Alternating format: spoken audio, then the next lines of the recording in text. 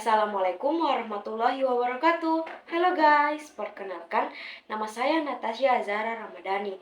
Saya dari SMA Negeri 5 Makassar. Nah, di sini saya dan teman-teman saya akan membahas kasus sengketa Pulau Sebatik. Nah, pengamanan kawasan pulau terluar menjadi perhatian pemerintah Indonesia sejak beberapa tahun terakhir, terutama setelah terjadinya sengketa Pulau Sipadan dan Ligitan antara Indonesia dengan Malaysia pada tahun 1998. Indonesia dan Malaysia adalah dua negara bertetangga dengan perbatasan daratan dan lautan. Salah satu perbatasan darat antara kedua negara terbentang di Pulau Kecil Sebatik. Pulau Sebatik adalah sebuah daerah yang berada di Provinsi Kalimantan Timur, tepatnya terletak di sebelah timur Pulau Kalimantan dan sekaligus merupakan wilayah perbatasan dengan negara Malaysia, khususnya negara bagian Sabah dan Sarawak. Nah, secara administratif, pulau ini dikuasai oleh dua negara. Sebatik bagian utara dikuasai oleh Kerajaan Malaysia dan Sebatik bagian selatan dikuasai oleh Republik Indonesia. Sebatik terbagi menjadi dua bagian. Satu bagiannya masuk ke dalam wilayah Malaysia dan bagian lainnya ke wilayah Indonesia. Karena pulau ini merupakan perbatasan negara, maka letak Sebatik sangat strategis bagi kedua negara dan menjadikan Pulau Sebatik menjadi rawan konflik. Adanya perbedaan hasil pengukuran antara tahun 2019 dengan hasil yang tertulis dalam konvensi terdahulu membuat persengketaan ini masih berlanjut. Oke, melanjutkan materi dari teman kita Natasha Ramadhani. Kali ini saya akan memaparkan materi mengenai sejarah dan penyebab terjadinya sengketa wilayah tersebut. Secara administratif, Pulau Sebatik dikuasai oleh dua negara. Di bagian utara dikuasai oleh Malaysia dan di bagian selatan dikuasai oleh Indonesia. Sengketa wilayah ini merupakan kasus turunan dari sengketa wilayah Pulau Sipadan dan Ligitan. Nah, penyebabnya karena pada saat Indonesia dikuasai oleh Hindia Belanda dan Inggris menguasai Malaysia, telah disetujui sebuah aturan batas negara antara kedua negara tersebut, di mana telah ditetapkan bahwa batas garis koordinat yaitu pada 4 derajat 10 menit lintang utara. Nah, namun faktanya hal ini tidak sesuai dengan perjanjian tersebut, di mana yang seharusnya bergaris lurus menjadi berkelok-kelok, sehingga banyak menimbulkan masalah sengketa wilayah antara Indonesia dan Malaysia. Oke, itu saja materi dari saya. Selanjutnya yaitu dampak kasus dari sengketa wilayah tersebut yang akan dipaparkan oleh teman saya. Dari materi yang dijelaskan oleh Saudara Aisir tentang sejarah dan penyebab kasus sengketa Pulau Sebatik, saya akan menjelaskan mengenai dampak dari kasus tersebut. Sengketa Pulau Sebatik yang melibatkan Indonesia dan Malaysia memiliki dampak yang dapat dirasakan baik secara politik, sosial, maupun ekonomi. Beberapa dampak yang mungkin timbul dari sengketa tersebut adalah: yang pertama, ketegangan politik. Sengketa wilayah seperti Pulau Sebatik dapat memunculkan ketegangan politik antara negara-negara yang terlibat. Hal ini dapat mempengaruhi hubungan bilateral dan kerjasama di berbagai bidang antara Indonesia dan Malaysia. Yang kedua, ketidakpastian hukum. Sengketa wilayah juga dapat menciptakan ketidakpastian hukum terkait administrasi, yurisdiksi, dan hak-hak masyarakat yang tinggal di wilayah yang disengketakan. Hal ini dapat mempengaruhi kehidupan sehari-hari penduduk di wilayah terkait. Yang ketiga, gangguan ekonomi. Sengketa wilayah dapat berdampak negatif pada aktivitas ekonomi di wilayah terkait. Perdagangan, investasi, dan pengembangan infrastruktur di wilayah sengketa dapat terhambat atau terhenti dan menghambat pertumbuhan ekonomi lokal.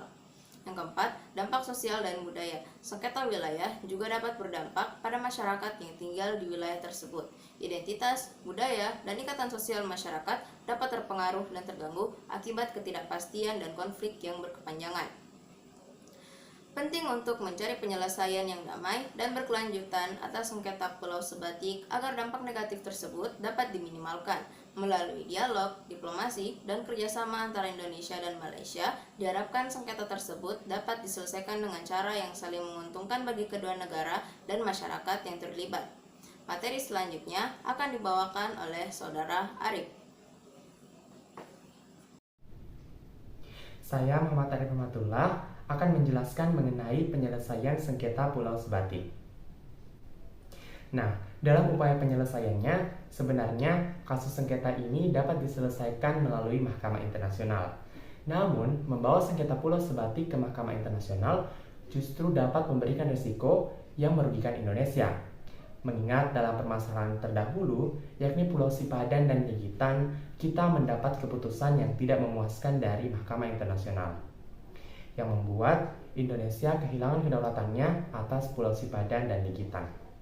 Oleh karena itu, upaya penyelesaian sengketa batas wilayah Indonesia dan Malaysia di Pulau Sebatik ini ditempuh dengan kesepakatan pengukuran kembali patok atau pilar batas negara oleh Badan Informasi Geospasial Indonesia dan juga Jabatan Ukur Pemetaan Malaysia pada Juni 2019. Hal ini dilakukan pada awalnya dengan Outstanding Boundary Problems atau masalah perbatasan luar biasa dengan penegasan kembali garis batas antara negara Indonesia dan Malaysia di Pulau Sebatik. Berdasarkan penataan kembali melalui penegasan batas wilayah negara tersebut, Joint Survey atau survei bersama Indonesia dan Malaysia mendapatkan klaim atas batas wilayahnya masing-masing. Negara Indonesia mengklaim batas wilayahnya seluas 127 hektar, sedangkan Malaysia mengklaim batas wilayah kedaulatannya seluas 4,7 hektar. Oleh karena itu, antara Indonesia dan Malaysia telah sepakat sehingga dapat menandatangani MOU atau Memorandum of Understanding atau nota kesepahaman antara Indonesia dan Malaysia. Kabarnya, penandatanganan ini masih dalam proses. Baru-baru ini, Presiden Joko Widodo dan Perdana Menteri Malaysia, Anwar Ibrahim, mengadakan pertemuan bilateral di Istana Kepresidenan Bogor, Jawa Barat pada Senin 9 Januari 2023 dan telah sepakat akan menandatangani MOU perbatasan daerah Pulau Sebatik tahun ini. Sengketa Pulau Sebatik antara Indonesia dan Malaysia adalah isu yang kompleks dan membutuhkan pendekatan diplomasi yang baik. Kami berpendapat yaitu yang pertama dalam hal dialog dan negosiasi. Sengketa perbatasan seperti ini harus diselesaikan melalui dialog dan negosiasi antara kedua negara. Perlu adanya kesediaan dari kedua pihak untuk duduk bersama, mendengarkan argumen masing-masing, dan mencari solusi yang saling menguntungkan. Dan yang kedua dalam hal hukum internasional. Kedua negara harus mengacu pada hukum internasional dan perjanjian yang telah ditandatangani sebelumnya untuk menyelesaikan sengketa ini. Hal ini dapat dilakukan melalui proses arbitrase atau melalui pengajuan ke lembaga hukum internasional yang berwenang. Dan yang ketiga dalam hal kerjasama dan kemitraan. Sengketa ini sebaiknya tidak menghalangi kerjasama dan kemitraan bilateral antara Indonesia dan Malaysia. Kedua negara dapat mencari kesepakatan untuk menjaga hubungan yang baik dan memanfaatkan potensi Pulau Sebatik secara bersama-sama. Baik, itulah pendapat kami mengenai Pulau Sebatik. Hai, nama saya Winda Nazilatur Rahma. Nah, teman-teman, setelah mendengarkan materi yang telah disampaikan tadi, dapat kita tarik kesimpulannya yaitu Indonesia dan Malaysia adalah dua negara bertetangga dengan perbatasan darat dan laut. Salah satu perbatasan darat antara kedua negara terbentang di Pulau Kecil Sebatik. Pulau Sebatik adalah sebuah daerah yang berada di Provinsi Kalimantan Timur, terletak di sebelah timur Pulau Kalimantan, dan sekaligus merupakan wilayah perbatasan dengan negara Malaysia, khususnya negara bagian Sabah dan Sarawak. Persengketaan Kepulauan Sebatik ini terjadi karena tidak sesuainya sebuah patokan yang sudah disepakati oleh Hindia Belanda dan Inggris yang sudah membuat sebuah perjanjian tentang batas wilayah. Upaya penyelesaian persengketaan Kepulauan Sebatik ini ditempuh dengan kesepakatan pengukuran kembali patok atau pilar batas negara oleh Badan Informasi Geospasial Indonesia dan juga Jabatan Ukur Pemetaan Malaysia pada Juni 2019. Berdasarkan pemetaan kembali melalui penegasan batas wilayah negara tersebut, survei bersama Indonesia dan Malaysia mendapatkan klaim atas wilayah batasnya masing-masing. Kasus ini juga menimbulkan dampak seperti adanya ketegangan politik, ketidakpastian hukum, gangguan ekonomi, dan juga dampak bagi sosial dan budaya. Dan ada pula pendapat dan solusi yang dapat kami simpulkan, yaitu persengketaan ini diselesaikan melalui dialog dan negosiasi antar kedua negara. kedua negara harus mengacu pada hukum internasional dan perjanjian yang telah ditandatangani sebelumnya untuk menyelesaikan sengketa ini. Sengketa ini sebaiknya tidak menghalangi kerjasama dan kemitraan bilateral antara Indonesia dan Malaysia. Kemudian, solusi, yaitu menerapkan pendekatan diplomasi, melibatkan pihak ketiga sebagai mediator, pembentukan zona bersama, serta menjalin kolaborasi dalam pengembangan pulau.